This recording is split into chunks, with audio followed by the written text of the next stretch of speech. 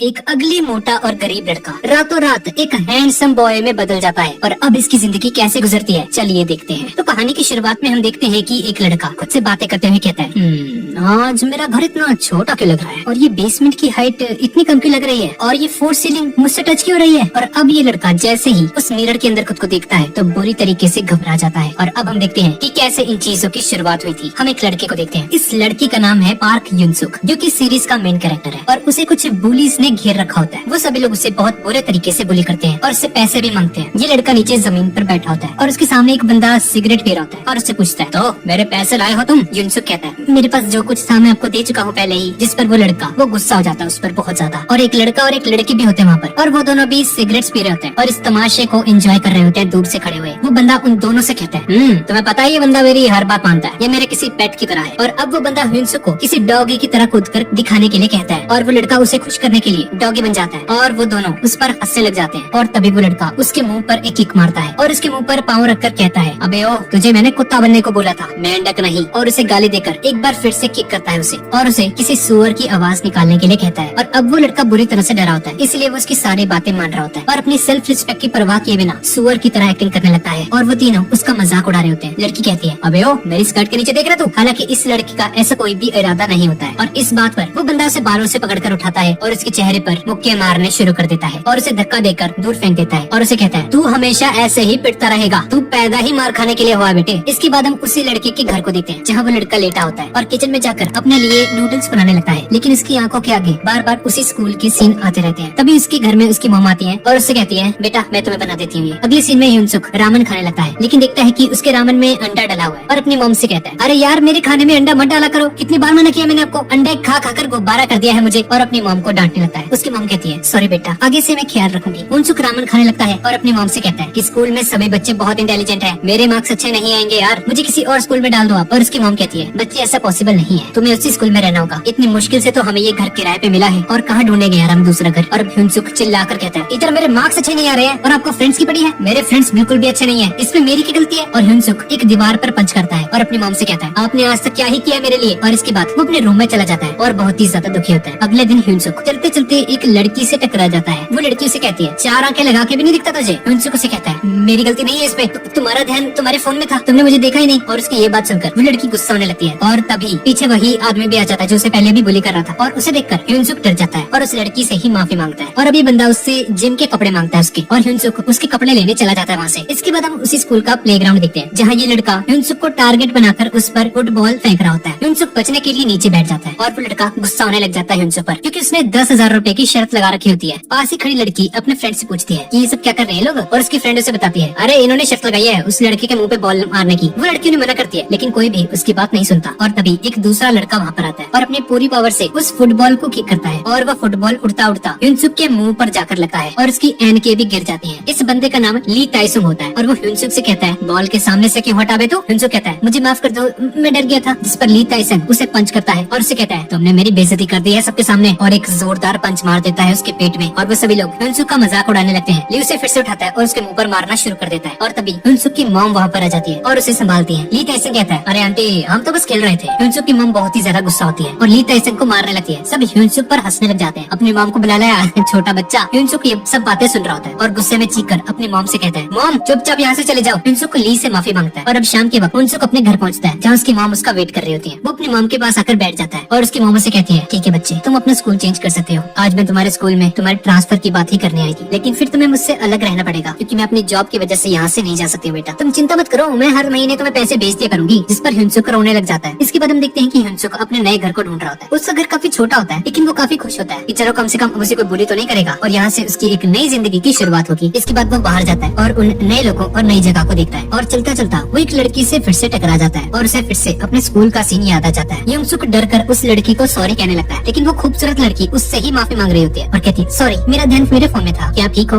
Life में पहली बार किसी ने युनसुक से माफी मांगी होती है और उससे अच्छे से बात की होती है और सोचता है चलो फाइनली मेरी लाइफ बदल चुकी है अब और हंसना शुरू कर देता है। और तभी उस लड़की का बॉयफ्रेंड वहाँ पर आ जाता है और उससे पूछता है मीजिंग क्या तुम इस लड़के को जानती हो। वो लड़की उसे वहाँ से जाने के लिए कहती है लेकिन युनसुक की अजीब सी हंसी देखकर उसके बॉयफ्रेंड को गुस्सा जाता है और वो बंदा इसे एक जोरदार पंच मार देता है और उसे बुरी तरह से पीटना शुरू कर देता है। सभी लोग उसे देख रहे होते हैं लेकिन कोई भी युनसुक को नहीं बचाता बल्कि उसकी वीडियो बना रहे होते हैं। और लास्ट फर्स्ट पंच पड़ने के बाद ह्यूनसुक फिर से जमीन पर गिर जाता है। इसके बाद ह्यूनसुक देखता है कि उसकी वो पिटाई वाली वीडियोस वायरल हो गई हैं और अपने फोन में अपनी पिटी हुई पिक्चर्स को देखकर ह्यूनसुक बहुत ही ज्यादा दुखी हो जाता है और रोने लग जाता है। उसकी फोटो को देखकर लोगों ने बहुत ही रूड कमेंट्स किए होते हैं उसकी शक्ल को लेकर, जिन्हें सुनकर ह्यूनसुक बुरी तरह से टूट जाता है अब, क्योंकि इस नए शहर में आते ही पूरे शहर में उसका मजाक उड़ चुका है। अब ह्यूनसुक रोते रोते उसी जगह पर सो जाता है और अब रात को उसकी आंख खुलती है और उसे ऐसा फील होता है कि घर की छत नीचे हो गई है थोड़ी, और अब वो बाथरूम में जैसे ही जाता है तो उसे वो सिंक भी छोटा लगता है, जैसा कि हमने इस सीरीज के स्टार्ट में देखा था। पार्क ह्यूनसुक को कुछ भी समझ नहीं आता कि ये चल क्या रहा है, और फिर जैसे ही वो खुद को एक मिरर में देखता है तो वो डर कर नीचे गिर जाता है और देखकर हैरान हो जाता है कि उस शीशे में ह्यूनसुक नहीं बल्कि कोई और ही खड़ा है, जो कि एस्थेटिक बॉडी वाला एक हैंडसम लड़का है। और वो वापस अपने रूम में जाकर देखता है कि उसकी वो अगली और मोटी बॉडी जमीन पर पड़ी हुई है, उसकी रियल बॉडी भी सो रही थी। वो पास जाकर उसे उठाने की कोशिश करता है और तभी ह्यूनसुक की आंख खुल जाती है और सोचता है अबे ये कैसा सपना था, पर अच्छा था। वो करवट लेकर सोने लगता है, लेकिन तभी उसकी नजर उसी हैंडसम लड़के पर पड़ती है और उसे सोता हुआ देखकर ह्यूनसुक बहुत ही ज्यादा डर जाता है और उसे रियलाइज होता है कि वो कोई सपना नहीं देख रहा था बल्कि वो रियलिटी थी। वो उसको उठाता है और वो हैंडसम लड़का उठ जाता है। वो लड़का बोलने की कोशिश करता है और देखता है कि उसकी वॉइस चेंज हो चुकी है काफी, और अब जैसे ही वो हैंडसम लड़का उठता है तो वो मोटा वाला लड़का अब बेहोश हो जाता है। अब डरकर वो बंदा पुलिस को कॉल करने लगता है और उसके फोन को जैसे ही खोलता है तो उसके सामने उसकी वही अगली वाली फोटो दिखती है उसे, और वो लोगों के बुरे कमेंट्स को पढ़कर एक बार फिर से अपनी बॉडी को दिखता है। और इसके बाद वो रूम की लाइट ऑन करके शीशे के सामने जाता है फिर से, और उसे याद आता है कि ली टाइसन ने उसे कहा था कि तू मार खाने के लिए ही पैदा हुआ है। पार्क एक बार फिर से अपने फोन में अपनी पिक्चर को देखता है और कहता है इस न्यू बॉडी के साथ अब मैं भी बदल जाऊंगा। इसके बाद हम उसके स्कूल को देखते हैं जहाँ एक स्टूडेंट होता है और उसे देखकर सारी लड़कियां उसकी दीवानी हो रही होती हैं, और वो लड़का इस बात पर काफी ओवर कॉन्फिडेंट दिख रहा होता है। और तभी पार्क ह्यूनसुक वहाँ पर आ जाता है और उसे दूसरे लड़के से टकरा जाता है। वो लड़का उसे रुकता है लेकिन वो पार्क को देखता ही रह जाता है। पूरे स्कूल में पार्क की बातें होने लगती हैं कि ये लड़का कौन है भाई, ये नया लड़का कौन है। हर स्टूडेंट उसे देखने के लिए रुक जाता है। और अब इसके बाद क्लास टीचर सभी स्टूडेंट्स को उस स्टूडेंट से इंट्रोड्यूस करवाता है जो कि होता है पार्क ह्यूनसुक, और उसे देखते ही पूरी क्लास के होश उड़ जाते हैं और सभी लड़कियां उसकी हाइट और उसकी पर्सनैलिटी को देखकर उस पर कमेंट्स कर रही होती है। और उसे याद आता है कि पिछली बॉडी में उसको देखकर लोग कितना बुरा बिहेव करते थे उसके साथ। ह्यूनसुक अपनी सीट पर जाकर बैठ जाता है और तभी उसकी नजर लेफ्ट साइड में बैठे हुए लड़के पर पड़ती है, और ये जिनसुक होता है जिसने अभी पहले उसे पीटा था और उसकी फोटोज को वायरल किया था। और उसी क्लास में मे जिन भी बैठी होती है जो कि उससे टकरा गई थी, और उसे देखकर पार्क थोड़ा सा परेशान हो जाता है। जिनसुक उसे अपना नाम बताता है और पार्क भी उसे अपना नाम बताता है और सोचता है चलो शुक्र है इसने मुझे पहचाना नहीं। क्लास में बैठी एक लड़की फौरन से मेकअप वगैरह करना शुरू करती है और लिपस्टिक वगैरह लगाती है, क्या हरकतें हैं भाई ये, और ह्यूनसुक के पास आ जाती है और कहती है हेलो कैसे हो। क्लास की सारी लड़कियां उसे देखकर बातें करने लगती हैं कि क्या ये हॉनल है, जब भी किसी हैंडसम लड़के को देखती है भाग जाती है उसके पास, फ्लर्ट करने लगती है। क्या ये लड़की गोल्ड डिगर। ली जंगसन उसे कहता है ओए बंद कर इसके साथ फ्लर्ट करना, चुपचाप बैठ जा जाके। हॉनल टेबल के पास बैठ जाती है। ठीक है मैं बैठ जाती हूँ। हॉनल सोचता है भाई क्या ये लड़कियाँ सारी एक जैसी होती है क्या, कहीं मेरी मेजिन भी ऐसी तो नहीं। और वो टीचर हॉनल को उसकी सीट पर बैठने के लिए कहता है। इसके बाद हम स्कूल की कैंटीन को देखते हैं जहाँ पार्क अपना पाव रखता है और सभी लोग उसे देखने लग जाते हैं। सभी लोग उसे देखकर कॉम्प्लीमेंट्स देना शुरू कर देते हैं और आपस में उसकी बातें कर रहे होते हैं। और तभी हॉनल आ जाती है वहाँ पर और उसे स्कूल के कोर्सेज और स्टूडेंट्स के बारे में बताने लगती है। और वो ह्यूनसुक से पूछती है कि तुमने इकोनॉमिक्स सब्जेक्ट क्यों चूज किया, जिस पर उसे याद आ जाता है कि एडमिशन के टाइम पर उसके टीचर ने उसकी मॉम से कहा था कि पार्क के मार्क्स बहुत ही कम है और हमारे स्कूल में स्टूडेंट्स को डायरेक्टली जॉब के लिए ट्रेन किया जाता है, लेकिन ह्यूनसुक की अटेंडेंस अच्छी है इसलिए इकोनॉमिक्स में उसे सब्जेक्ट मिल सकता है। लेकिन वो हॉनल से कहता है अरे हाँ मुझे बचपन से ही इकोनॉमिक्स में इंटरेस्ट था। और ये सुनकर हॉनल खुश हो जाती है और सोचती है अरे वाह मेरी और इसकी पसंद कितनी मिलती है। इसके बाद हम फिर से क्लास को देखते हैं जहाँ ह्यूनसुक को अपने पिछले दिन का एक फ्लैशबैक दिखाई देता है। अपनी न्यू बॉडी के साथ एक पार्क में बैठा होता है और वहाँ वो एक फैमिली को दिखता है जो कि अपने बेबी को चलना सिखा रहे होते हैं। और पार्क उसी तरह से अपनी न्यू बॉडी में चलने की प्रैक्टिस करना शुरू कर देता है और सोचता है आज से मैं ऐसे ही चलूंगा। उस बच्चे की मॉम को लगता है कि पार्क कोई मॉडल है और रैंप पर चलने की तैयारी कर रहा है। ह्यूनसुक चलते चलते गिरने ही वाला होता है कि तभी वो अपने पैरों पर फिर से खड़ा जाता है खुद को संभाल कर और सोचता है अरे वाह मैं कितना हल्का हो गया हूँ। ह्यूनसुक का ये मूव देखकर वो फैमिली भी पूरी तरह से हैरान रह जाती है, लेकिन एक्साइटमेंट में ह्यूनसुक बहुत ही तेज भागना शुरू कर देता है और शाम तक भागता ही रहता है बस, जिसकी वजह से वो क्लास में बहुत ही थका होता है। अब क्लास में बैठे बैठे उसे नींद आ जाती है और दूसरी तरफ ह्यूनसुक की पहले वाली बॉडी जाग जाती है। ह्यूनसुक फिर से सोने की कोशिश करता है लेकिन वो सो नहीं पाता क्योंकि वो पहले इस बॉडी में बहुत देर से सो रहा था। ह्यूनसुक बहुत ज्यादा घबरा जाता है और तभी हॉनल ह्यूनसुक को जगा देती है और उसे कहती है सोने के लिए आए हो यहाँ पर, और पार्क उसे थैंक्स कहता है उसे जगाने के लिए। इसके बाद हम एक डिपार्टमेंटल स्टोर को देखते हैं जहाँ का मालिक ह्यूनसुक से पूछता है कि तुम इस स्टोर को अकेले संभालोगे क्या बेटा। ह्यूनसुक कहता है अरे हाँ हाँ मैं पूरा दिन वैसे भी सो रहा था तो मुझे नींद तो नहीं आने वाली है पूरी रात। वो मालिक ह्यूनसुक से कहता है अबे क्लास में सोते रहते हो क्या तुम पूरे दिन। एक बार फिर से हमें एक फ्लैशबैक दिखाया जाता है जहाँ ह्यूनसुक अपनी न्यू बॉडी में एक जॉब की एडवर्टीजमेंट को देखता है और उससे शॉप के ओनर से मिलने जाता है जॉब के लिए और पूछता है अरे क्या आप किसी नाइट शिफ्ट के लिए किसी एम्प्लॉयर को देख रहे हैं। वो आदमी पार्क को देखकर इम्प्रेस हो जाता है और सोचता है ये लड़का तो हैंडसम है भाई, इसे देखकर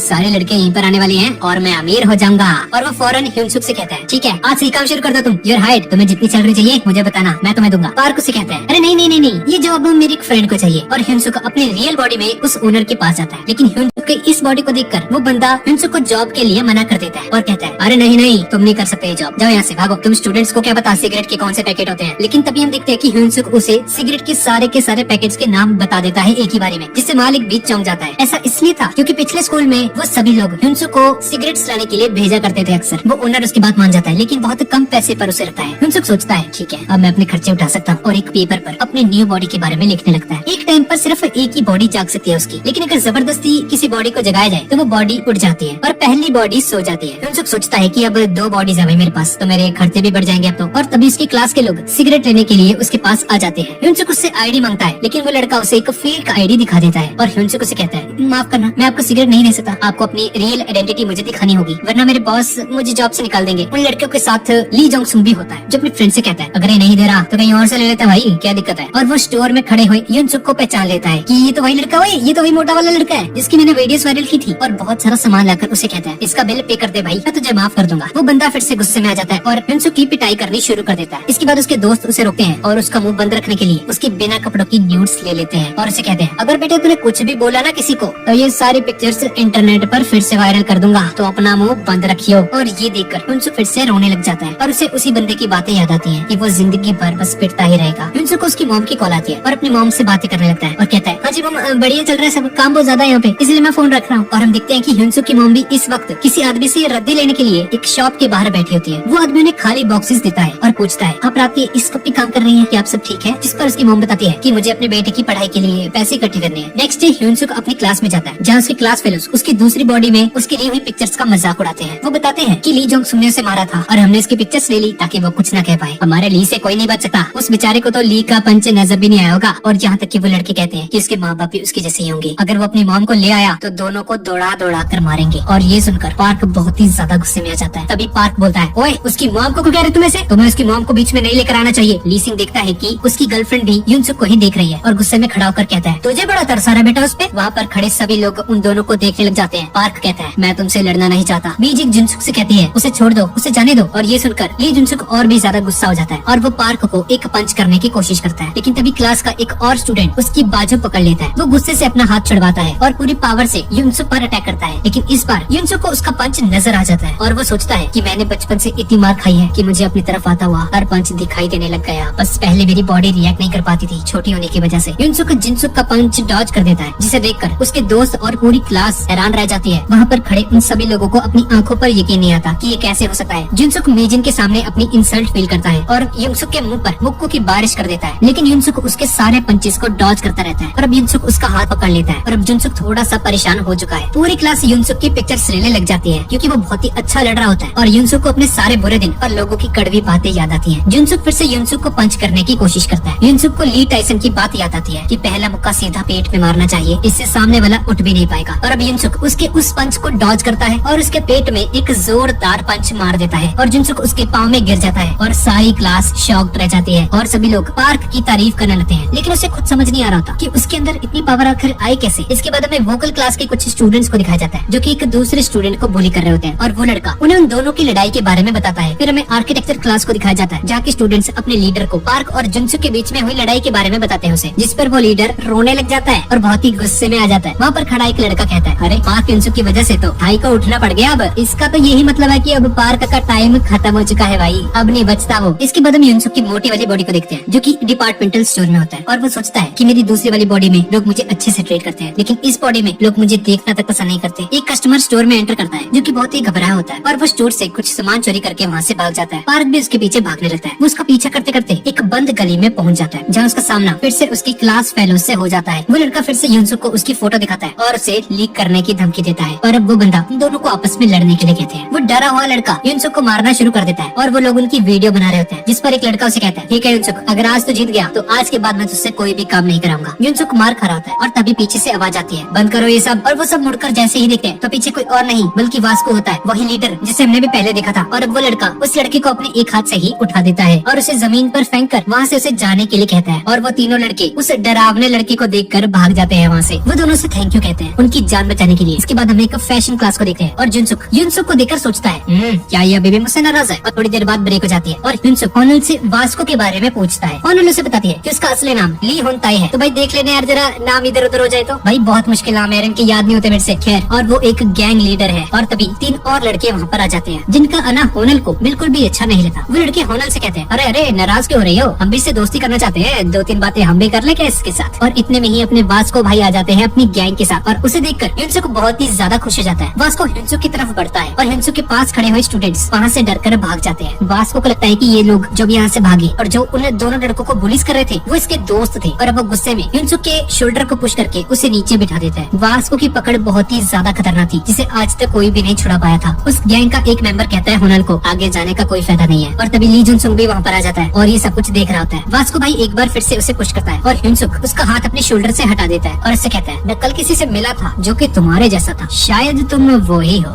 और वो सभी लोग ये देखकर हैरान रह जाते हैं कि ह्यूनसुक ने वास्को भाई की पकड़ को इतनी आसानी से छुड़ा लिया। ह्यूनसुक खड़ा हो जाता है और तभी वास्को भाई का फ्रेंड वहाँ पर आता है और उसे वहाँ से ले जाता है। ह्यूनसुक की पावर देखकर सभी का मुंह खुला का खुला रह जाता है। वन नकल्स गैंग का मेंबर उसे कहता है, शुक्र है तू ले गया उसको, वरना वास्को भाई तो इसकी वाट लगाने वाले थे अभी। और उसके जवाब में वो लड़का कहता है, अगर मैं ना रुका तो वो वास्को भाई की छुट्टी कर देता। वो लड़का बहुत ही ज्यादा पावरफुल है। और हम वास्को की बाजू देखते हैं जिस पर ह्यूनसुक की पकड़ का निशान छपा होता है। वो तीनों लड़के फिर से ह्यूनसुक के पास आ जाते हैं और उसकी ताकत देखकर उसे कहते हैं, ह्यूनसुक भाई हमसे दोस्ती कर रहे यार। ह्यूनसुक सोचता है कि मैं आज तक बस यही चाहता था कि मेरा भी कोई दोस्त हो और इसीलिए वो दोस्ती करने के लिए मान जाता है। और हानल और बाकी सब उसे रात को उसके साथ कहीं चलने के लिए बुलाते हैं। थोड़ी देर बाद रात हो जाती है। ह्यूनसुक अपने दोस्तों के पास जाता है और वो देखता है कि वहाँ वो सभी लोग सिगरेट्स और वाइन्स पी रहे होते हैं। खैर ह्यूनसुक वहाँ पर बैठ जाता है और होनल फिर से उसके साथ फ्लर्ट करने लगती है और अचानक वहाँ पर ली जेंग सुन भी आ जाता है और ह्यूनसुक के सामने आकर बैठ जाता है और उससे कहता है, तुम क्या कर रहे हो यहाँ पे? इस पर वो लड़कियों से कहते हैं, अरे हमने बुलाया से, दिक्कत है तुम्हें कोई? हमारा दोस्त है ये। ह्यूनसुक भी वाइन पीने लगता है लेकिन ह्यूनसुक वाइन पीने से मना कर देता है। ली जेंग सुन बहुत ही गुस्से से उसे देख रहा होता है। ह्यूनसुक उन सभी के पूछने पर उन्हें बताता है कि मैं अपने एक दोस्त के साथ रहता हूँ जिसने किसी वजह से कुल छोड़ दिया है और अब वो रात में काम करता है और दिन में सोता है। और ये सब सुनकर उन लोगों को लगता है कि इसका रूममेट कोई बहुत बड़ा गैंगस्टर होगा। भाई ह्यूनसुक उनसे पूछता है, भाई तुमने मीजिंग को यहाँ पर क्यों नहीं बुलाया? और वो लड़के उन्हें बताते हैं कि मीजिंग ऐसी जगहों पर आना पसंद नहीं करती है। ह्यूनसुक जिनसुक को कहता है, तुम दोनों कब से डेट कर रहे हो? जिस पर होनल उसे बताती है, अबे क्या हो गया तुझे, ये नहीं कर रहे कोई डेट वेट। ह्यूनसुक उसे कहता है, अरे सॉरी मुझे लगा तुम लोग कपल हो क्योंकि तुम लोग साथ में रहते हो ना हमेशा। जिनसुक ये सुनकर पिघल जाता है और ह्यूनसुक के पास आकर बैठ जाता है और ह्यूनसुक के साथ बहुत ही फ्रैंकली बिहेव करना शुरू कर देता है। और एक लड़का ह्यूनसुक को कल रात के बारे में सब कुछ बताता है कि किस तरह से वास्को भाई ने उन सभी को वहाँ से भगा दिया था। और वो कहता है कि अगर जिनसुक और ह्यूनसुक हमारे साथ होंगे तो भाई कोई भी हमसे पंगा नहीं ले पाएगा कभी भी। और जिनसुक ज्यादा पीने की वजह से वहीं पर बेहोश हो जाता है और वो लड़के होनल और पार्क को कल बनाई हुई वीडियो के बारे में बताते हैं। और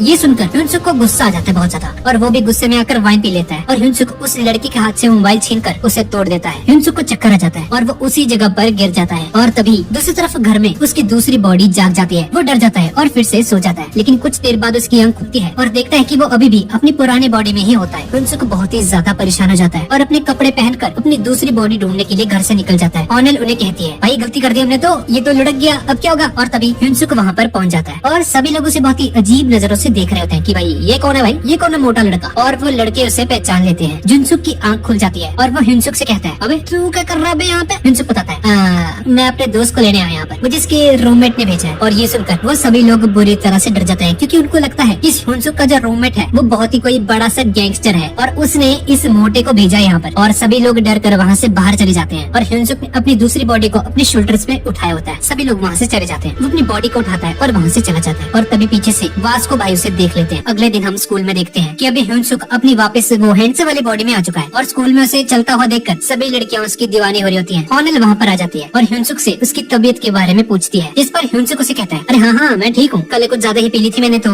थोड़ा हैंगओवर हो गया था बस। वो लोग कैंटीन एरिया में एंटर करते हैं और वहाँ पर उसे वही लड़का नजर आता है जो कि चोरी कर भाग गया था। वो लड़का उसके पास जाता है और उससे कल एब्सेंट होने के बारे में पूछता है उससे कि भाई कहाँ पे थे तुम? इस बंदे का नाम पार्क जो होता है और वो उसे बताता है, भाई इन लोगों ने कल मुझे परेशान किया था। ह्यूनसुक उस बंदे को बहुत ही अच्छी तरह से ट्रीट करता है और उसे उसके साथ खाना खाने के लिए बोलता है उसे। और उसके नए दोस्त उसे देखकर जेलस हो रहे होते हैं बहुत ज्यादा। इसके बाद हमें ह्यूनसुक का घर दिखाया जाता है जहाँ वो सो रहा होता है और तभी उसकी मॉम उस घर में आती है और उसे सोता हुआ देखकर सोचती है, ये क्या, अरे ये अभी तक सो रहा है, ये स्कूल क्यों नहीं गया? और तभी हैंडसम वाला ह्यूनसुक वहाँ पर आ जाता है और अपनी मॉम को अपनी दूसरी बॉडी के पास बैठा हुआ दिखता है। वो गलती से उन्हें मॉम कह देता है लेकिन उसकी मॉम उसे पहचान नहीं पाती कि ये कौन है भाई। और वो उससे पूछती है, अरे बेटा तुम कौन हो? ह्यूनसुक को अपनी गलती का एहसास होता है और कहता है, अरे आप तो ह्यूनसुक की मॉम होंगी ना। ह्यूनसुक आपकी बहुत तारीफ करता है। उसकी मॉम ह्यूनसुक को उठाने लगती है लेकिन तभी ह्यूनसुक उन्हें मना कर देता है और उनसे कहता है, अरे आंटी हम दोनों साथ में रहते हैं, ये मेरा रूममेट है, इससे हमारा किराया काफी कम हो जाता है। उसकी मॉम उसे कहती है, ह्यूनसुक ने तो मुझे कभी नहीं बताया इसके बारे में। ह्यूनसुक उन्हें कहता है, अरे आंटी ये पास के एक डिपार्टमेंटल स्टोर में जॉब कर रहा है, ये रात में काम करता है इसलिए दिन में में सोता है पूरा दिन। इसने आपको नहीं बताया होगा क्योंकि इसे शर्म आ रही होगी। और ह्यूनसुक की मेहनत देखकर उसकी मॉम उसके पास आकर बैठ जाती है और उसके सर पर पैट करती है। और ह्यूनसुक अपनी हैंडसम वाली बॉडी में ये सब देखकर बहुत ही ज्यादा परेशान हो रहा होता है। इसके बाद उसकी मॉम से कहती है, बेटा मैं तुमसे कुछ बात करना चाहती हूँ। और अब इसके बाद वो दोनों एक कैफे के अंदर जाते हैं जहाँ वास्को भाई का दोस्त भी वहाँ पर होता है। ह्यूनसुक को देखकर सभी लड़कियाँ उसकी दीवानी हो जाती है और उसकी मॉम से कहती है, अरे तुम तो यहाँ पर रोज आते होगे ना बेटा, तुम जहाँ पर भी जाते हो सभी लोग तुम्हें खूब लग जाते हैं। ह्यूनसुक भी तुमसे काफी चलता होगा। पार्क की मॉम इतनी अच्छी जगह पर इससे पहले कभी नहीं आई थी। पार्क अपनी मॉम से पूछता है, तो आंटी क्या लेंगी आप? लेकिन वहाँ पर इतने सारे महंगे महंगे वहाँ पे आइटम्स रखे होते हैं। ये देखकर उसकी मॉम काफी परेशान हो जाती है और उससे कहती है, अरे बेटा मेरे लिए बस पानी मंगा दो। पार्क ह्यूनसुक ने कहता है, आंटी आप पैसों की चिंता मत करो यार, और उन्हें अमेरिकानो कॉफी पिलाता है। पार्क की मॉम से कहती है, अरे ये कितना स्वादिष्ट है, मैंने तो आज तक सिर्फ घर की कॉफी पी है बेटी, तुम्हारा बहुत बहुत शुक्रिया। पार्क की मॉम उससे उसका नाम पूछती है और पार्क उन्हें बताता है कि उसका नाम पार्क ह्यूनसुक है। और उसकी मॉम सोचती है, इसका नाम भी पार्क है, अरे ये कैसा कोइंसिडेंस है, तुम तो मुझे मेरे बेटे जैसे लग रहे हो। और तभी वास्को भाई की एंट्री हो जाती है और वहाँ पर पार्क को देखकर वो हैरान रह जाता है। ह्यूनसुक की मॉम से कहती है, हाँ तो कैसा चल रहा है मेरे बेटे का काम? अब बेटा तुम क्या जॉब करते हो? वही सब उससे पूछ रही होती है और ये सारी बातें वास्को भाई सुन रहा होता है। और वास्को भाई समझ आता है कि ये लोग उसी स्टोर वाले लड़के की बात कर रहे हैं, मोटा वाला ह्यूनसुक। ह्यूनसुक की मॉम उससे पूछती है, बेटा यहाँ पे कोई मेरे बेटे को परेशान तो नहीं करता ना? क्योंकि पिछले स्कूल में बहुत ज्यादा बुली हुआ है वो बेचारा। मैं पूरा दिन काम में लगी रहती थी ताकि मेरे बच्चे की जिंदगी बदल जाए, इस चक्कर में मैं उस पर कभी ध्यान नहीं दे पाई। वो उनसे कहता है, अरे आंटी अब चिंता मत करो, इस स्कूल में उसकी बहुत अच्छी दोस्त बन चुकी है। और उसकी मॉम काफी खुश हो जाती है। वास्को भाई ये सारी बातें सुन रहा होता है और उसे याद आता है कि ह्यूनसुक के क्लास वाले उसे उस दिन कितना परेशान कर रहे थे। वास्को को गुस्सा आ जाता है और वो अपने हाथ में पकड़ा हुआ पानी का गिलास जोर से दबाता है, जिससे वो पानी साथ में बैठी हुई लड़कियों के पास गिर जाता है। पार्क जो उस पर गुस्सा होता है और वास्को उसे एक और गिलास लेने के लिए बोलता है। दूसरी तरफ ह्यूनसुक को याद आ रहा होता है कि वो अपनी मॉम के साथ पहले कितना बुरा बिहेव करता था और उन्हें कहता था कि आपने मेरे लिए कभी कुछ नहीं किया, जबकि उसकी मॉम दिन रात बस उसके ब्राइट फ्यूचर के लिए मेहनत करती थी। वास्को सोचता है ये लड़का ह्यूनसुक को बुली करता है और अब उसकी मॉम को बता रहा है कि मैं उसका दोस्त हूँ। उसकी मॉम उस वेटर को बुलाती है और उनसे कहती है, बेटा क्या मैं उस स्पार्कलिंग वाले बॉक्स को अपने साथ लेकर जा सकती हूँ? इसके बाद वो कैफे से बाहर आ जाते हैं जहाँ उसकी मॉम से कहती है, पता नहीं तुम क्या सोच रहे होगे कि मैंने क्या उठा लिया ये, लेकिन मैं इसे रद्दी में देती हूँ ताकि कुछ पैसे मिल जाए। और ये सब देखकर ह्यूनसुक हैरान रह जाता है और सोचता है कि इनकी पुरानी जॉब का क्या हुआ भाई। और वो कहती है, मैंने अपने बेटे को इस जॉब के बारे में नहीं बताया, तो तुम भी अपना मुंह बंद रखना, उसे बताना मत, ठीक है? और उसे कॉफी के लिए अपनी पॉकेट से 5000 रुपया दे देती है। लेकिन ह्यूनसुक उस पैसे को लेने से मना कर देता है और उसे कहती है कि प्लीज बेटा ह्यूनसुक का हमेशा दोस्त बने रहना और प्लीज उसका ध्यान रखना। ह्यूनसुक उनसे वो पैसे ले लेता है और गिलास तोड़ देता है। हाँ भाई तोड़ तोड़, फ्री की गिलास है। अब उसकी माँ से कहती है, तो ठीक है बेटा मैं चलती हूँ। और वो बॉक्सेस उठाकर वहाँ से चली जाती है। ह्यूनसुक ये देखकर काफी इमोशनल हो जाता है कि उसकी मॉम रद्दी इकट्ठी कर रही है। तभी वास्को वहाँ पर आ जाता है पीछे से और कहता है, मैंने सब कुछ सुन लिया। और अब इसके बाद हम वास्को और ह्यूनसुक को एक कंस्ट्रक्शन साइट की तरफ देखते हैं। वास्को कहता है, ओ भाई किसे पागल बना रहा है तू? पहले तो तूने उस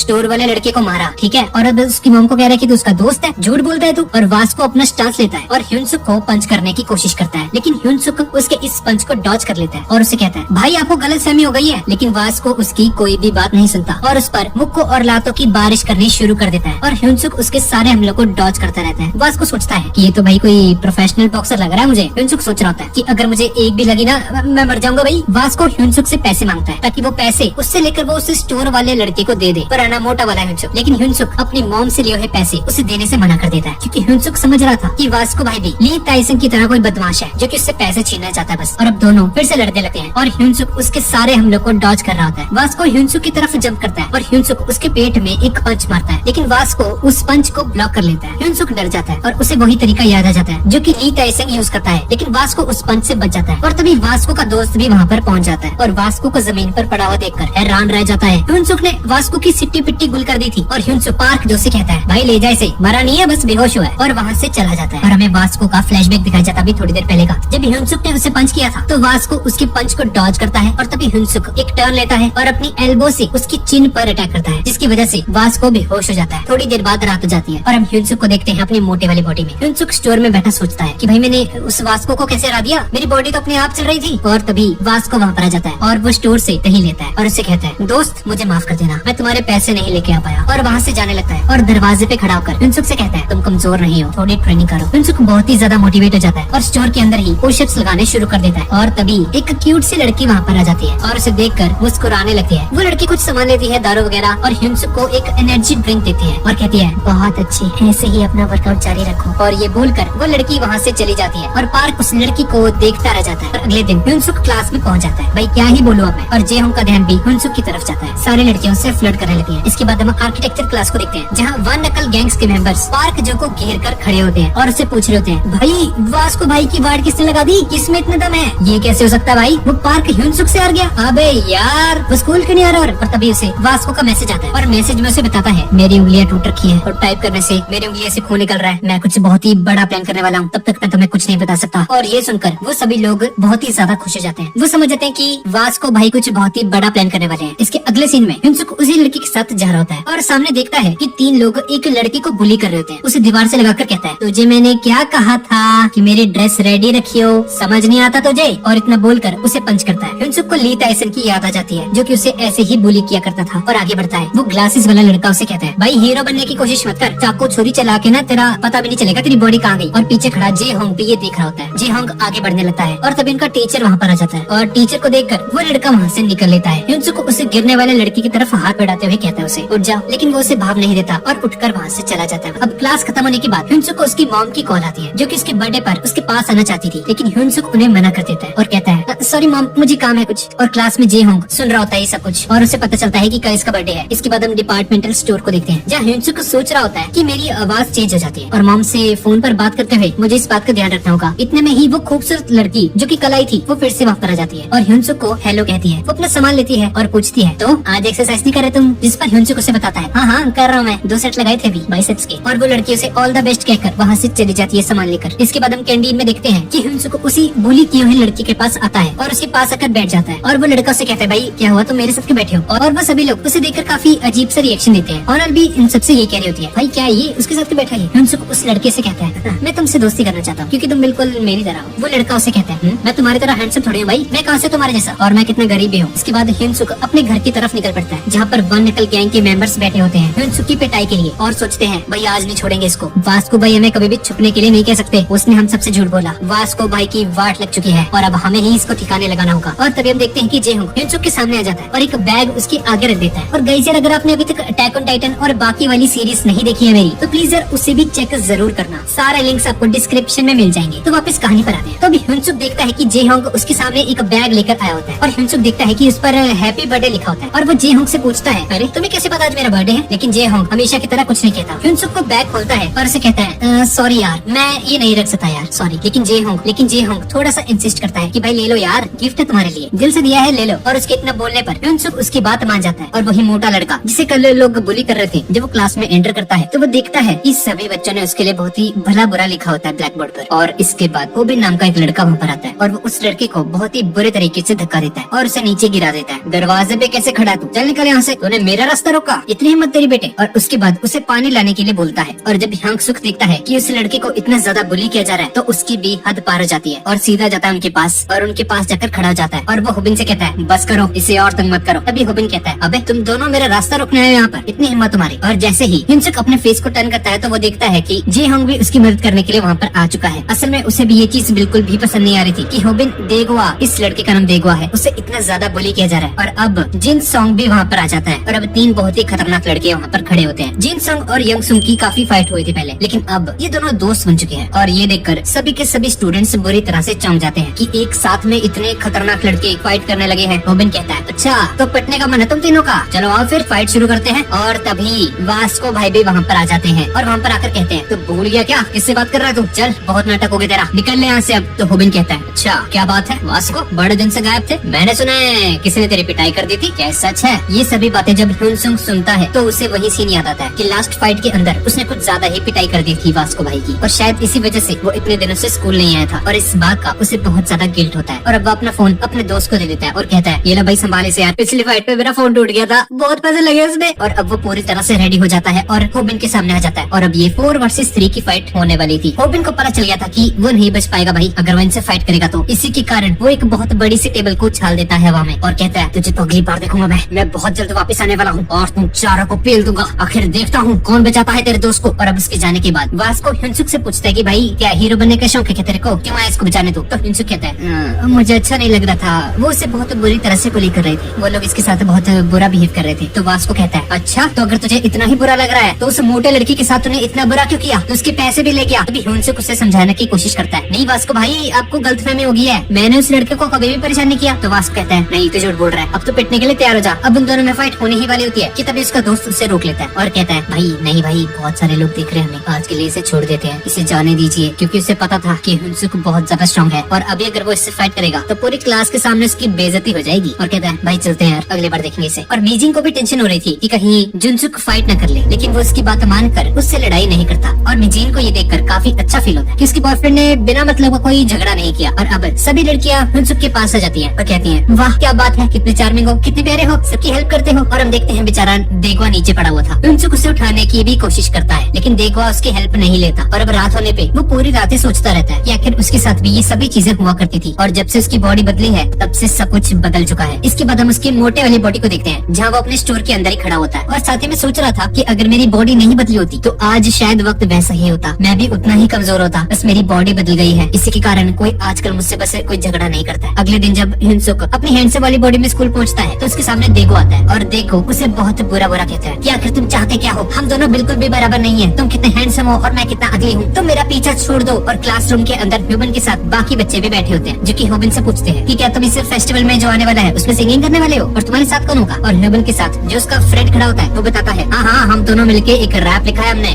देखना तुम, हमारे ही जलवे होंगे। और भाई इस मोटे का क्या किया जाए, देगवा का। और स्कूल खत्म होने के बाद भी वो लोग देगवा को बहुत बुरी तरह से बुली करते हैं। दरअसल स्कूल में एक कंपटीशन होने वाला होता है सिंगिंग का, और देगवा उसके लिए ही प्रिपेयर कर रहा होता है, और ये लोग उसके सारे के सारे नोट्स फाड़ देते हैं जिसमें उसने रैप लिखे होते हैं, और देगवा को बहुत बुरा बुरा बोलकर वहाँ से भाग जाते हैं। तो हमारा मुकाबला कभी नहीं कर सकता, तो कुछ भी कर ले, तो गाना गा ही नहीं सकता, डांस से तेरा कुछ नहीं हो सकता भाई। दूसरी तरफ हुनसुक को देखते हैं जिसे आज क्लासरूम साफ करने की ड्यूटी मिली होती है, और साथ ही में उसका ध्यान भी उसी फेस्टिवल की तरफ जाता है जो कि कुछ दिन बाद होने वाला है स्कूल के अंदर ही। और वो होनल से पूछता है उस फेस्टिवल के बारे में, तो होनल उसे बताती है ये हर साल होता है और ये बहुत ही बड़ा कंपटीशन है, बाहर से भी बच्चे आते हैं, क्या तुम इसमें पार्टिसिपेट करोगे, तुम तो एक ही बार में जीत जाओगे। लेकिन हुनसुक अभी के लिए उसे मना कर देता है और क्लासरूम के अंदर आकर सफाई करने लगता है, जहाँ पर वो मन ही मन सोच रहा होता है कि हाँ आज तक मैंने गाया तो है, कुछ लोगों ने मेरी तारीफ भी की है, मैं जब भी परेशान होता हूँ तो मैं गाना गाता हूँ, लेकिन सब लोगों के सामने आके मैं कैसे गा पाऊंगा, क्या कोई मुझे पसंद भी करेगा या नहीं, मेरे लुक्स को तो सब पसंद करते हैं लेकिन मेरी singing I am not sure. और वो मन ही मन सोचने लगता है कि पहले उसकी कंडीशन देगवा जैसी थी जब वो मोटा हुआ करता था, उसके अंदर अगर कोई टैलेंट भी था तो भी उसे कोई सुनना नहीं चाहता था, और आज जब वो स्मार्ट हो गया है तो उसके अंदर उतना कॉन्फिडेंस नहीं है कि वो सारे लोगों के सामने परफॉर्म कर सके। और ये सारी चीजें सोच सोच कर हुनसुक अब गाना गाने लगता है, और ये गाना बहुत ही अच्छा गा रहा होता है वो, और वो गाना सुनकर नीचे देगवा बहुत ही ज्यादा हैरान हो जाता है। देगवा उम्मीद छोड़ चुका था कि उसका कुछ बन सकता है कभी जिंदगी में, उसने डिसाइड किया था कि आज के बाद वो कुछ नहीं करेगा, न कभी लिखेगा रैप, न ही उसके अंदर कभी कॉन्फिडेंस आएगा। अब वो बिल्कुल खत्म हो चुका है, अब उसमें बिल्कुल भी हिम्मत नहीं बची है। और उसी वक्त उसे हुनसुक का गाना सुनाई देता है जो कि उसे हद से ज्यादा मोटिवेट करता है। इतनी प्यारी आवाज उसने पहले कभी नहीं सुनी हुई थी, और उस आवाज को फॉलो करता हुआ वो क्लासरूम के अंदर पहुंच जाता है, और उसे पता चलता है कि ये गाना कोई और नहीं बल्कि हुनसुक गा रहा था। यानी कि जो लड़का आज तक उससे दोस्ती करना चाहता है बस वो टैलेंटेड भी है बंदा, यानी कि वो देगवा का कोई इस्तेमाल नहीं करना चाहता था, वो बस जेन्युइनली उससे दोस्ती करना चाहता था। हुनसुक जैसे ही पीछे मुड़कर देखता है तो वो बुरी तरह से डर जाता है, क्योंकि उसका गाना देगवा ने सुन लिया होता है। देगो कहता है अरे भाई तुम तो सच में बहुत बढ़िया गाते हो, तुम आखिर सबके सामने परफॉर्म क्यों नहीं करते हो। हुनसुक कहता है मैं सबके सामने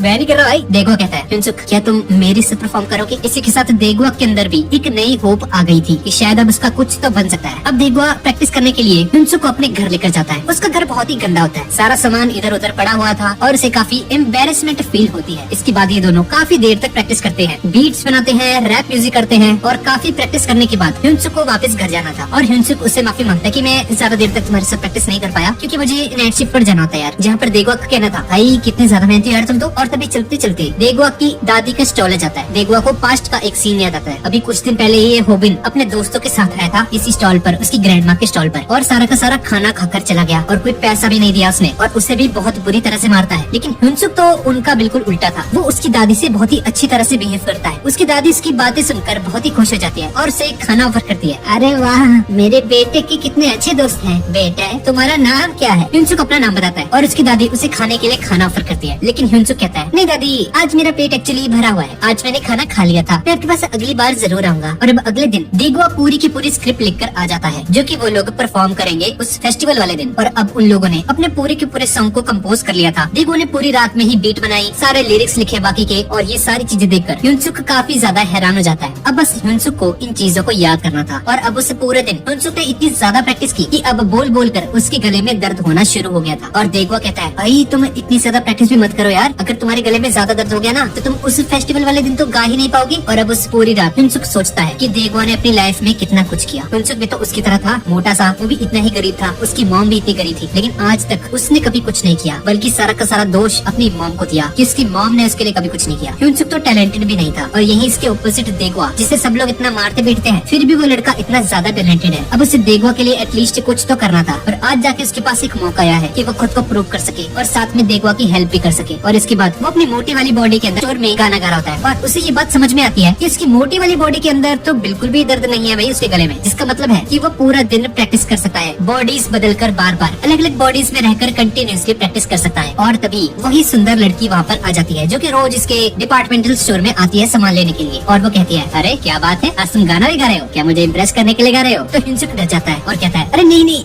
ये मैं तो ऐसे गा रहा था बस। और वो लड़की कहती है, अरे तुम तो कितना बढ़िया गाते हो यार। और इसके बाद वो अपने सामानों की बिलिंग करवाती है, और साथ ही में एक कप सिरप उसके लिए भी खरीदती है, और कहती है, तुम्हारे गले में दर्द हो गया होगा, लो इसे जरूर पी लेना। और इतना बोलकर वो लड़की वहाँ से चली जाती है। हिंसुक सोचता है कि भाई ये लड़की कितनी अच्छी है यार, हमेशा मेरे लिए कुछ ना कुछ खरीद कर जाती है हमेशा। और अब इसके 2 दिन बाद हिंसुक और देगवा दोनों प्रैक्टिस करते हैं, जहाँ पर हिंसुक को पूरा का पूरा गाना याद हो गया था। तो देगवा कहता है, भाई आखिर तुमने किया कैसे, तुमने 2 दिन के अंदर इतनी रिहर्सल कर ली? जहाँ पर मनी मन हिंसुक सोचता है कि उसकी तो 2 बॉडीज है, तो वो आराम से रिहर्सल कर सकता है बॉडीज बदलकर अपनी मोटी वाली बॉडी के अंदर। वो उसी दिन शॉप में काम कर रहा होता है, और तभी देगवा वहाँ पर आ जाता है, और उसी के साथ में उसका दूसरा फ्रेंड भी वहाँ पर आ जाता है। हिंसुक भागकर उनसे मिलने के लिए आता है, लेकिन तभी से याद आता है कि वो इस बॉडी के अंदर तो उन दोनों को जानता ही नहीं है, वो सालों से उनसे नहीं मिला है, वो सिर्फ उस दूसरे वाले लड़के से मिला था जिसकी पिटाई हो रही थी पहले। और अब वो तीनों बाहर जाकर बैठ जाते हैं, और वो चश्मे वाला लड़का कहता है, मेरी अकेले आने की हिम्मत नहीं हो रही थी, इसीलिए मैं अपने साथ देगवा को लेकर आया हूँ यहाँ पर, ये मेरे स्कूल के अंदर ही है, मेरी ही क्लास का है। और अभी चश्मिश वाला लड़का हिंसुक से माफी मांगता है और कहता है, भाई मुझे माफ कर देना यार, होबिन के कारण मुझे तुम्हें उस दिन मारना पड़ा था, मैं तुम्हें क्यों मारता यार, उन्होंने मुझे मजबूर कर दिया था, आई एम रियली सॉरी। हिंसुक कहता है, भाई इसमें तेरी कोई गलती नहीं थी यार, ये सब कुछ होबिन की गलती थी। अरे टेंशन मत लो यार, मुझसे माफी मांगने की कोई जरूरत नहीं है तुम्हें, कोई बात नहीं। देगवा उसे बताता है कि उसके साथ स्कूल में बहुत कुछ बुरा होता है, होबिन और उसके दोस्त उसे बहुत ज्यादा बुली करते हैं, उसे बहुत मारते हैं। और उसी के साथ में हिंसुक भी बताता है कि उसकी पुरानी लाइफ भी बहुत ज्यादा दर्द भरी थी, उससे भी बहुत बुरी तरह से बुली किया जाता था, यही कारण था कि उसने अपनी पुराने स्कूल को छोड़ दिया और उसके बाद यहाँ पर आ गया। और ये तीनों ही शेयर करने लगते हैं कि इनकी लाइफ कितनी मिजरेबल है और इनके साथ कितना बुरा हुआ है। हिंसुक बताता है, मेरे साथ तो सबसे ज्यादा बुरा हुआ है, मुझे तो मेरी मम्मी के सामने भी मारा गया है। और ये सुनकर ये दोनों चुप हो जाते हैं, और उन्हें रियलाइज होता है कि हिंसुक के साथ तो सबसे ज्यादा बुरा हुआ है। जहाँ पर वो चश्मे वाला लड़का कहता है, अब चीजें बदल गई हैं दोस्त, जब से हिंसुक आया है। और अब हिंसुक अपनी तारीफ सुनता है और वो चुप हो जाता है, और अब वो दोनों से बताने लगते हैं कि एक नया लड़का आया भाई हमारी क्लास में, पहले तो मुझे लगता था कि वो बहुत बुरा है, लेकिन इसके बाद मुझे पता चला कि वो बहुत ही अच्छा लड़का है, उसने हमारी बहुत मदद की है। देगवा कहता है, पहले मुझे ऐसा लगता था कि वो मुझे चिढ़ाने की कोशिश कर रहा है, मेरे आसपास घूमता रहता था, मुझे दोस्ती करने की कोशिश करता रहता था, इसी की वजह से मैंने उसे काफी बुरा भला भी कहा था पहले, लेकिन हिंसुक हमेशा कहता था कि वो बिल्कुल मेरे जैसा है, इसलिए वो उससे दोस्ती करना चाहता है। और अब जब वो मेरे साथ रहने लगा है, मेरे साथ प्रैक्टिस करने लगा है, तो ये बात बिल्कुल सच है मेरे दोस्त, उसने बिल्कुल सही कहा था कि वो मेरी तरह है। और ये सारी की सारी बातें वास्को ने सुन ली थी, और वास्को इन तीनों के सामने आ जाता है, जहाँ पर सबसे पहले तो देगवा वास्को को थैंक यू बोलता है क्योंकि उसने उसे पिटने से बचाया था। जहाँ पर वास्को ने कहता है, हाँ ठीक है दोस्त, पहले तो मुझे ये बताओ कि अभी जब तुम हिंसुक के बारे में बात कर रहे थे, क्या वो सारी बातें सच है? तो वो चश्मे वाला लड़का और देगवा को उसे बताते हैं, हाँ वास्को भाई ये बिल्कुल सच है। वो मोटे वाले हिंसुक से पूछता है, हिंसुक क्या तुम उस लड़के को जानते हो? लेकिन उस लड़के ने तो तुम्हारी माँ से पैसे चुराए थे। जहाँ पर हिंसुक को सब कुछ समझ आ जाता है कि आखिर अब तक वास्को और हिंसुक के बीच में इतनी मिसअंडरस्टैंडिंग क्यों हो रखी थी। जहाँ पर हिंसुक उसे बताता है, अरे नहीं नहीं भाई, आपने बिल्कुल गलत समझ लिया, मेरी मॉम ने उसे कॉफी के पैसे दिए थे, वो उस लड़के ने कोई पैसे नहीं चुराए हैं। और तब जाके वास्को को क्लियर होता है कि आज तक उसके और हिंसुक के बीच में झगड़ा क्यों हुआ था। ये सब कुछ एक मिसअंडरस्टैंडिंग थी, उसने तो बेमतलब से ही उससे पंगा ले लिया था, लेकिन अब जाकर वो उससे जरूर दोस्ती करेगा। और जाने से पहले वो उन तीनों लड़कों को कहता है, तुम्हें मजबूत बनना होगा दोस्तों, और अगर ट्रेनिंग करनी हो तुम्हें तो मेरे पास में आ जाना। और इसके बाद अगले दिन देगो और हिंसुक प्रैक्टिस कर रहे होते हैं, साथ ही में ये चश्मे वाला लड़का भी वहाँ पर खड़ा था, और उनकी प्रैक्टिस इतनी अच्छी थी, इतनी ज्यादा कमाल की थी कि देगवा तो उसे देखता ही रह जाता है कि कितना बढ़िया गाता है यार, ये इतना हैंडसम है और ऊपर से इतना अच्छा भी गाता है। उसने 10 दिनों के अंदर अंदर सारी प्रैक्टिस कर ली थी और इतने अच्छे तरीके से याद करके सब कुछ सिंक भी कर लिया था। और फिर वो दिन आ जाता है जिस दिन स्कूल के अंदर फेस्टिवल था, सारा माहौल बदला हुआ था। हर क्लास के बच्चे जिनका अलग अलग डिपार्टमेंट है, उन्होंने यहाँ पर स्टॉल्स लगा रखे थे, और यहाँ पर हमें एक लड़की को भी देखते हैं, और ये वही लड़की है जो कि हमेशा से ही उस मोटे वाले हिंसुक के पास आती रहती है और कुछ न कुछ खरीदती रहती है उसके लिए। वो स्कूल के अंदर आती है जहाँ पर हर एक बच्चा उसी लड़की को देख रहा होता है, और उस लड़की के साथ उसका एक बॉडीगार्ड भी होता है। ये लड़की बहुत ही ज्यादा सुंदर लग रही होती है, इसलिए सभी की सभी लड़कियाँ उसी को देख रही होती है। हर कोई उसे मुड़ मुड़ कर देख रहा था कि भाई कौन है ये। और हम हिंसुक और देगो को भी देखते हैं। हिंसुक काफी डरा हुआ था क्योंकि उसे तो लगा था कि परफॉर्मेंस नॉर्मली हो जाएगा, लेकिन भाई यहाँ पर तो बहुत बड़ा स्टेज होता है, बहुत सारे लोग आ रखे थे यहाँ पर, और ये देखकर वो काफी ज्यादा नर्वस हो जाता है। देगो कहता है, अरे तुम चिंता मत करो यार, ये हर साल होता है, अगर सब कुछ बढ़िया रहा तो हम बहुत ज्यादा फेमस हो जाएंगे, पूरा स्कूल हमें याद रखेगा, अब लोग करके दिखा देंगे, तुम देखना हम कमाल कर देंगे। और वहाँ पर एक और स्टॉल लगा होता है वहाँ पर, जहाँ पर वास्को भाई एक बंदे से पंजा लड़ा रहे होते हैं। जिस लड़के ने भी वास्को भाई को हरा दिया उसे 5000 येन दिए जाएंगे, लेकिन वास्को भाई से कोई भी नहीं जीत पा रहा होता। और तभी हुनसुक की नजर उसी सुंदर लड़की पर पड़ती है। हुनसुक उस लड़की के पास जाता है उसका पीछा करते हुए और उसे कहता है, हेलो कैसे हो। वो लड़की उसे कहती है, हाँ जी बोलिए क्या काम है आपको मेरे से। तुम सारे लड़के बिल्कुल एक जैसे हो, जहाँ सुंदर लड़की दिखी वहीं पे मुंह मारने आ गए बस। और तभी हुनसुक को रियलाइज होता है कि शिट, उसने तो बहुत बड़ी गलती कर दी, ये तो मुझे पहचानती नहीं है इस बॉडी में, वो तो उस मोटे वाले लड़के को पहचानती है। ये लड़की तो मुझसे कभी भी नहीं मिली है मेरी हैंडसम बॉडी में। और यहाँ पर गड़बड़ हो जाती है। हुनसुक आगे बढ़ता है उसे कुछ समझाने के लिए, लेकिन तभी वो बॉडीगार्ड उसका हाथ पकड़ लेता है और कहता है, तेरी आगे बढ़ने की हिम्मत कैसे हुई, तुझे दिखता नहीं मैं यहाँ पर खड़ा हूँ, इससे टच कर लो तुम। ऐसा तो बेटा हो ही नहीं सका, यही तो मेरा काम है। लेकिन हुनसुक में इतनी ज्यादा पावर होती है कि वो उसके बॉडीगार्ड का भी हाथ छुड़ा लेता है। और ये देखकर वो लड़की बहुत ही ज्यादा शॉक हो जाती है, क्योंकि आज से पहले उसके बॉडीगार्ड का हाथ किसी ने नहीं छुड़ाया होता उसके हाथ से। आखिर ये लड़का कौन है भाई, इतना ज्यादा पावरफुल है ये। और अब उन दोनों के बीच में फाइट होने लग जाती है। हुनसुक बहुत ज्यादा डर गया होता है कि शेट भाई ये क्या कर दिया मैंने, मुझे तो यहाँ से चले जाना चाहिए था, मेरा तो कंपटीशन है। अब हुनसुक ने लड़ाई छेड़ दी होती है और उसका बॉडीगार्ड इसे बहुत ही बुरी तरह से मारने लगता है। इस बॉडीगार्ड को एडवांस फाइटिंग आती थी और वो बॉडीगार्ड इसे बहुत ही बुरे तरीके से मारने लग जाता है। हुनसुक का कोई भी डिफेंस काम नहीं करता और वो कुछ ही सेकंड्स के अंदर नीचे गिर जाता है। और तभी वास्को भाई वहाँ पर आ जाते हैं, जो कि कहते हैं, हाँ भी ऐसे कैसे कर रहे हो तुम, हमारे स्कूल में आके हमें ही मार रहे हो। तो ये बॉडीगार्ड कहता है, अच्छा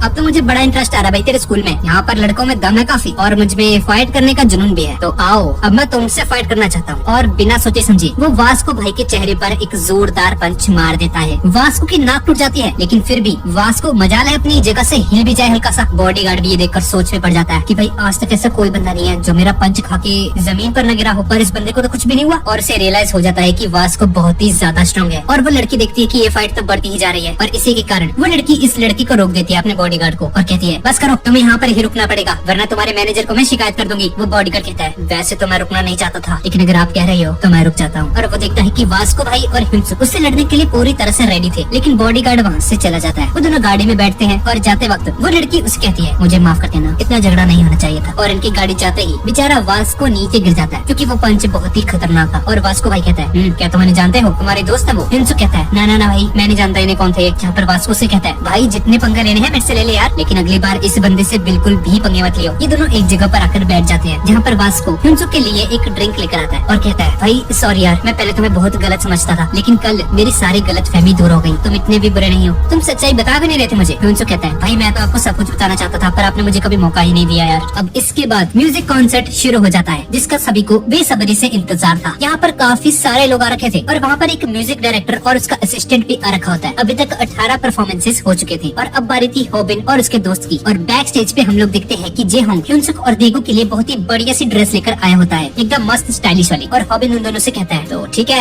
आ गया मेरा नंबर, अब तुम मेरी परफॉर्मेंस देखना, रैप करना किसे कहते हैं अब मैं तुम्हें बताता हूँ। और अब हॉबिन और उसका दोस्त स्टेज पर चढ़ जाते हैं और बहुत ही बढ़िया गाते हैं। सारे लोग उसकी बातों को बहुत ही ध्यान से सुन रहे होते हैं, साथ ही में बहुत ही इंजॉय भी करते हैं। और बैक स्टेज पर खड़े होकर वो लोग सोच रहे होते हैं कि भाई क्या हम इन्हें बीट कर पाएंगे, क्या वो इनसे अच्छा गा पाएंगे कि नहीं, क्या लोगों को हमारा गाना पसंद आएगा कि नहीं आएगा। हुनसुक काफी ज्यादा डरा हुआ था। और तभी देबो से कहता है, भाई क्या तुम्हें प्यार हुआ है कभी किसी से, अगर तुम्हें हुआ है तो बस गाना गाते वक्त उसे याद रखना, बस मन में उस लड़की की एक इमेज क्रिएट करना और उसके बाद तुम्हारी सारी नर्वसनेस कम हो जाएगी और देखना कितना अच्छा गाओगे तुम। और अब हॉबिन का परफॉर्मेंस खत्म हो गया था और वो नीचे उतर जाता है, जहाँ पर उसे देगो मिलता है और कहता है, देखा ये होती है परफॉर्मेंस, तेरे जैसे छपरियों से कुछ नहीं होने वाला। देबो उसे कहता है, हाँ हाँ तुमने बहुत बढ़िया परफॉर्म किया मेरे दोस्त। और तभी हॉबिन उसे बेमतलब का एक पंच मार देता है बहुत ही जोर से पेट में। मेरे से जुबान लड़ा रहा तू है, ओए ज्यादा फ्रैंक नहीं हो रहा तू मेरे साथ, औकात में रह अपनी। लेकिन देबो उसे कोई भी पलट कर जवाब नहीं देता। और तभी हुनसुक भी उसे मारने के लिए आने वाला होता है, पर वो हुनसुक को भी रोक देता है और कहता है, ना ना ना ना ना ना, हम अपना बदला अपनी सिंगिंग से देंगे। अब टाइम आ चुका है देगुआ और हुनसुक की परफॉर्मेंस का। और वो एंकर इन दोनों को बुलाता है और पूरी क्राउड हुनसुक को देखकर पागल होती जा रही थी, क्योंकि वो बहुत ही ज्यादा हैंडसम लग रहा था। एंकर भी उससे कहता है, तो आप तो स्कूल के सबसे फेमस स्टूडेंट हो, मुझे उम्मीद है आप बहुत ही अच्छा गाएंगे। हुनसुक उसे कहता है, जी हाँ मैं थोड़ा बहुत गा लेता हूँ, लेकिन इसका पूरा क्रेडिट देबो को जाता है, वो एक जीनियस है। इसके लिरिक्स करण औजला के लिरिक्स को भी बीट कर सकते हैं। ये पूरा गाना इसी ने लिखा है, सारी की सारी मेहनत देगुआ की है, इसी ने बीट बनाई है, सब कुछ इसी ने किया है। और इसकी सारी बातें वास्को भाई और बाकी के लोग उसकी बातें सुन रहे होते हैं। और फिर इन दोनों की परफॉर्मेंस शुरू हो जाती है। और अब जैसे ही परफॉर्मेंस शुरू होती है और स्पॉटलाइट हुनसुक के ऊपर आती है तो वो बहुत ही ज्यादा नर्वस हो जाता है और उसकी इतनी गंदी आवाज निकलती है कि सभी के सभी लोग बहुत ही जोर से हंसते हैं कि भाई क्या ये कैसे गा रहा है, ये इसे गा रहा आता भी कि नहीं आता है, या बस शक्ल दिखाने के लिए यहाँ पर आया। अब देखो देखता है कि हुनसुक काफी ज्यादा डरा होता है, इसलिए अब वो ओवरटेक कर लेता है और वो अपनी रैपिंग शुरू करता है। और उसकी रैपिंग सुनकर सभी के सभी लोग शॉक्ड रह जाते हैं हैं कि भाई साहब ये इतना सही कैसे कर रहा है भाई रैप, ये तो उस MC स्टैन छपरी से लाख गुना बेहतर है भाई। सभी लोग उसका गाना एंजॉय कर रहे होते हैं और अभी हिंसुक अपने मन में सोचता है कि आखिर वो सबसे ज्यादा प्यार किसे करता है, और उसे अपनी मॉम की झलक दिखती है और उसे याद आता है कि उसकी मॉम ने उसके लिए कितने सेक्रीफाइसेस किए हैं, सब कुछ उसी के लिए किया। और धीरे धीरे करके उसे सभी बातें याद आने लगती है। वो भी बहुत अच्छे से सिंगिंग करना शुरू कर देता है और उसके बाद बेगुआ के साथ सिंग करना शुरू कर देता है। और उन दोनों की रैपिंग और सिंगिंग सुन के हमारे वास्को भैया तो रोने लग जाते हैं। और इतनी बढ़िया परफॉर्मेंस के बाद ये दोनों उस कंपटीशन को जीत जाते हैं और हिंसुक ने बेगुआ के साथ अपनी दोस्ती बहुत अच्छे से निभाई थी। इन दोनों को प्राइज मिलता है और वह सभी बच्चे मिलकर एक पिक्चर क्लिक करते हैं। वो भी जब हार जाता है तो अपने दोस्त से कहता है ये कोई जीते थोड़ी है, ये तो बस हिंसुक हैंडसम है इसलिए इसी को प्राइज मिल गया, टैलेंट तो हम लोगों में है। और तभी वही म्यूजिक प्रोड्यूसर वहाँ पर आ जाता है और उन्हें कहता है बच्चे उसकी शक्ल नहीं उसमें टैलेंट है, उसने तुमसे भी बहुत अच्छा गाया इसीलिए उसे प्राइज मिला है। इसके बाद हम कुछ दिन बाद का सीन देखते हैं जहाँ देबो और उसका वो चश्मे वाला दोस्त हिंसुक की मोटी वाली बॉडी से मिलने अक्सर उसके पास जाया करते थे, जहाँ पर वो हिंसुक को वही कॉन्सेप्ट वाला परफॉर्मेंस दिखा रहा होता है और कहता है ये देखो किसी ने अपलोड कर दिया, पर उस वीडियो में उसे कोई भी क्रेडिट नहीं दिया होता, पूरा क्रेडिट हिंसुक को जाता है। और ये देखकर देबो काफी ज्यादा परेशान होता है, लेकिन वो कहता है कोई बात नहीं, लेकिन एक दिन ऐसा जरूर आएगा जब मैं भी मेरा म्यूजिक लॉन्च करूंगा और सब लोग मुझे ही देखेंगे। और अब इसके बाद हम एक बहुत ही बड़े आर्टिस्ट को देखते हैं जो कि रेड कारपेट पर आने वाला था और सभी लोग उसके इंटरव्यू के लिए पूरी तरह से तैयार थे। वो एक बहुत बड़ा आर्टिस्ट था और उसने भी हिंसुक और देबो का परफॉर्मेंस देखा होता है यूट्यूब पर। और इसी के साथ हम उस बहुत ही सुंदर लड़की को भी देखते हैं जो कि हमेशा हिंसुक की शॉप पर आया करती थी। और हमें पता चलता है कि उस लड़की के साथ एक मोटी लड़की सो रही होती है, जिससे हमें पता चलता है इस लड़की की भी ड्यूअल पर्सनैलिटी है, यानी कि इसकी भी हिंसुक जैसी एक मोटी बॉडी है जो कि दिन के अंदर सो रही होती है और ये सुंदर वाली लड़की रात में एक्टिव होती है। और साथ ही हम हिंसुक को भी देखते हैं जिसकी लाइफ अब काफी ज्यादा बदल चुकी थी। वो पहले से बहुत ज्यादा खुश था और अब जब उसे नई बॉडी मिल गई थी तो उसके कई सारे दोस्त भी बन गए थे और उसकी छोटी बॉडी के अंदर उसे भी कोई परेशान नहीं करता था ज्यादा, सभी चीजें ठीक ठीक चल रही थी। और वास्को भाई भी उसका काफी अच्छा दोस्त बन गया था। और इसके बाद वो अपनी हैंडसम वाली बॉडी के अंदर आकर स्कूल के लिए निकल जाता है और उसकी वॉल पर हम लोग बहुत सारी तस्वीरें देखते हैं, कॉन्सर्ट वाली पिक्चर्स, उसके फ्रेंड्स वाली पिक्चर्स, ओनल के साथ उसकी पिक्चर्स, हिंसुक की मोटे वाली बॉडी के साथ उसके वास्को भाई और उसकी मॉम की पिक्चर, और एक ऐसी पिक्चर जिसमें वो दोनों है, मोटा वाला भी और हैंडसम वाला भी। और इसी के साथ ये कमाल की कहानी यहीं पर खत्म हो जाती है। तो गाइज यही थी आज की वीडियो और आपको अगली सीरीज कौन से नेम पर चाहिए प्लीज नीचे कमेंट पे मुझे जरूर बताना। तो ठीक है गाइज, और मिलते हैं अगली वीडियो में।